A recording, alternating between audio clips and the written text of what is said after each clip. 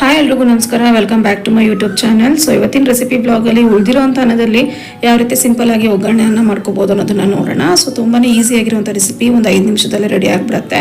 ಹಾಗೆ ಉಳಿದಿರೋಂಥ ಅನ್ನದಲ್ಲಿ ಈ ರೀತಿ ಒಗ್ಗರಣೆ ಮಾಡೋದ್ರಿಂದ ಟೇಸ್ಟ್ ಕೂಡ ತುಂಬ ಚೆನ್ನಾಗಿರುತ್ತೆ, ಹಾಗೆ ಎಲ್ಲರೂ ಕೂಡ ಇಷ್ಟಪಡ್ತಾರೆ. ಸೊ ವಿಡಿಯೋ ಇಷ್ಟ ಆಗುತ್ತೆ ಅಂತ ಅಂದ್ಕೊಂಡಿದ್ದೀನಿ. ಇಷ್ಟ ಆದರೆ ಒಂದು ಲೈಕ್ ಮಾಡಿ, ಹಾಗೆ ಚಾನಲ್ಗೆ ಹೊಸಬ್ರಾಗಿದ್ರೆ ಪ್ಲೀಸ್ ಸಬ್ಸ್ಕ್ರೈಬ್ ಮಾಡಿ ಅಂತ ಹೇಳ್ತಾ welcome to my YouTube channel.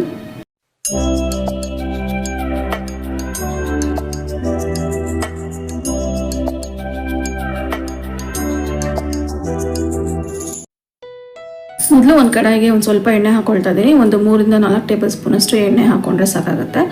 So ಎಣ್ಣೆ ಕಾದ ನಂತರ ಇವಾಗ ಇದಕ್ಕೆ ಒಂದು ಸ್ವಲ್ಪ ಸಾಸಿವೆನ ಹಾಕ್ಕೊಳ್ಬೇಕು. ಸಾಸಿವೆ ಸಿಡಿದ ನಂತರ ಕಡಲೆಕಾಯಿ ಬೀಜನ ಇದಕ್ಕೆ ಸೇರಿಸ್ಕೊಳ್ತಾ ಇದ್ದೀನಿ. ಒಂದು 2 ಟೇಬಲ್ ಸ್ಪೂನ್ ಅಷ್ಟು ಕಡಲೆಕಾಯಿ ಬೀಜ ಹಾಕೊಳ್ತಾ ಇರೋದು. ಸೊ ಹಾಕ್ಕೊಂಡು ಇದನ್ನ ಫ್ಲೇಮ್ ಸಿಮ್ಮಲ್ಲೇ ಇಟ್ಕೊಂಡು ಸ್ವಲ್ಪ ಫ್ರೈ ಮಾಡ್ಕೊಳ್ಳಿ.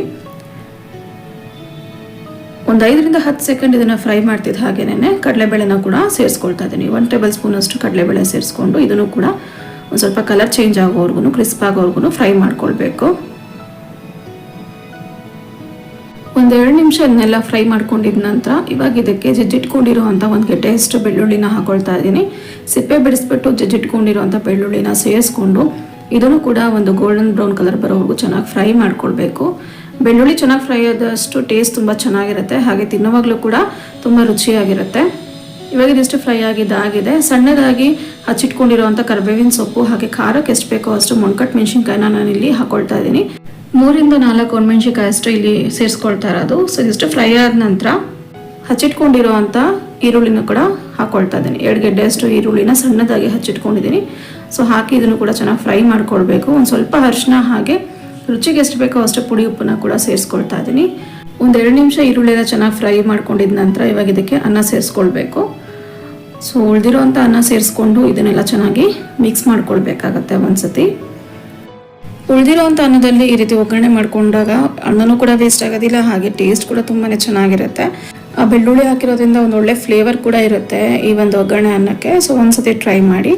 ಓಕೆ, ರೆಡಿ ಆಗಿದೆ. ಫೈನಲಿ ಇದಕ್ಕೆ ಒಂದು ಅರ್ಧ ಹೋಳಷ್ಟು ನಿಂಬೆ ಹಣ್ಣನ್ನ ಸ್ಕ್ವೀಸ್ ಮಾಡಿ ಹಾಕೊಳ್ತಾ ಇದ್ದೀನಿ. ಹಾಗೆ ಒಂದು ಸ್ವಲ್ಪ ಕೊತ್ತಂಬರಿ ಸೊಪ್ಪನ್ನ ಹಾಕಿದ್ರೆ ಒಂದ್ಸತಿ ಮಿಕ್ಸ್ ಮಾಡಿದ್ರೆ ಮುಗೀತು.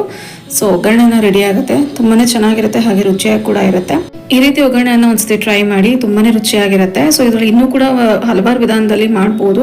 ಸೊ ಅದನ್ನು ಕೂಡ ಅಪ್ಕಮಿಂಗ್ ಬ್ಲಾಗ್ಸ್ ಅಲ್ಲಿ ನಾನು ಶೇರ್ ಮಾಡ್ಕೊಳ್ತೀನಿ. ವಿಡಿಯೋ ಇಷ್ಟ ಆಯಿತು ಅಂತ ಅನ್ಕೊಂಡಿದ್ದೀನಿ. ಇಷ್ಟ ಆಗಿದ್ರೆ ಒಂದು ಲೈಕ್ ಮಾಡಿ, ಹಾಗೆ ಯೂಟ್ಯೂಬ್ ಚಾನಲ್ ವ್ಯೂವರ್ಸ್ಗೆಲ್ಲ ತುಂಬಾನೇ ಥ್ಯಾಂಕ್ಸ್. ಸಬ್ಸ್ಕ್ರೈಬ್ ಆಗಿ ನನ್ನ ವಿಡಿಯೋಸ್ಗೆಲ್ಲ ಸಪೋರ್ಟ್ ಮಾಡಿರೋದಕ್ಕೆ, ಹಾಗೆ ಮಾಡ್ತಾ ಇರೋದಕ್ಕೆ ಕೂಡ ತುಂಬಾನೇ ಥ್ಯಾಂಕ್ಸ್ ಹೇಳಕ್ಕೆ ಇಷ್ಟಪಡ್ತೀನಿ. ಹಾಗೆ ಇನ್ನೂ ಹೆಚ್ಚು ಸಬ್ಸ್ಕ್ರೈಬ್ ಆಗೋದ್ರ ಮೂಲಕ ಸಪೋರ್ಟ್ ಮಾಡಿ, ಹಾಗೆ ವಿಡಿಯೋ ಇಷ್ಟ ಆಗಿದ್ರೆ ಫ್ಯಾಮಿಲಿ ಆ್ಯಂಡ್ ಫ್ರೆಂಡ್ಸ್ ಜೊತೆಗೆ ಶೇರ್ ಮಾಡಿ ಅಂತ ಹೇಳ್ತಾ ಈ ಒಂದು ಬ್ಲಾಗ್ನ ಇಲ್ಲಿಗೆ ಎಂಡ್ ಮಾಡ್ತಾ ಇದ್ದೀನಿ. So meet you in the next blog. Until then thanks for watching.